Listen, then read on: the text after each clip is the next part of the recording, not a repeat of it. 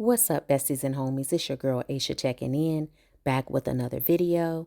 If you're new to the channel, welcome to Strong Friends Check-In Podcast. Today's message is plotting against the king's kid.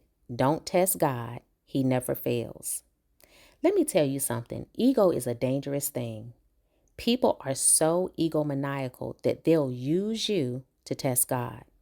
They will attack you to see if God is real because ego thinks he's God. It's spiritual warfare. They envy your anointing.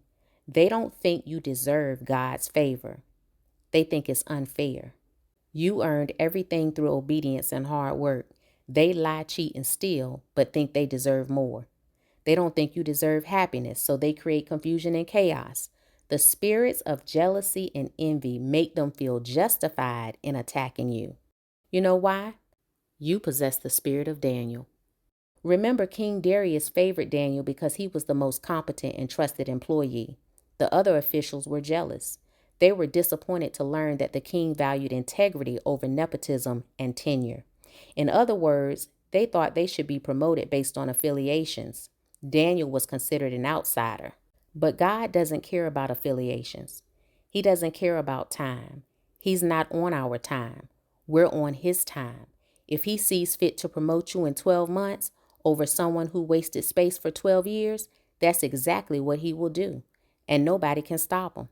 So since they couldn't find any dirt on Daniel, they proposed a law that would penalize him for praying. Doesn't that sound familiar? Doesn't that sound like the corruption that's happening in our government? Doesn't that sound like the corruption that's happening in corporate America and in workplaces all over the country? Really all over the world.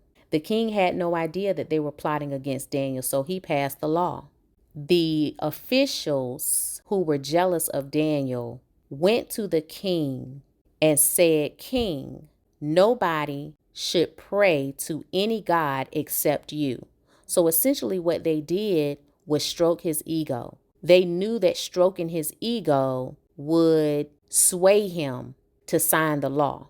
Now, remember that the king had no idea that they were plotting against Daniel, because if he had known that Daniel was praying 3 times a day, I believe it was 3 times a day, he would not have signed that bill.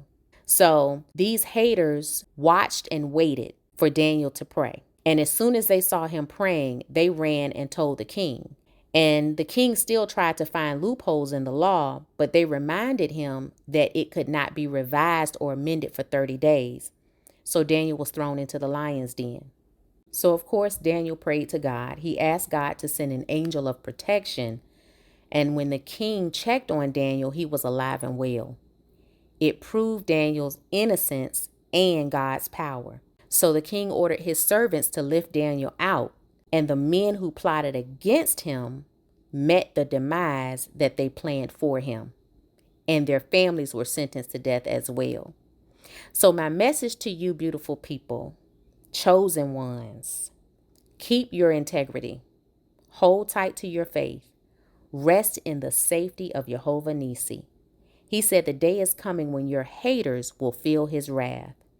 They will meet the demise that they planned for you. God never fails. That is my message. Know that you are worthy. Know that you are loved. Please like, subscribe, and share. Until next time, it's your girl, Aisha, signing off.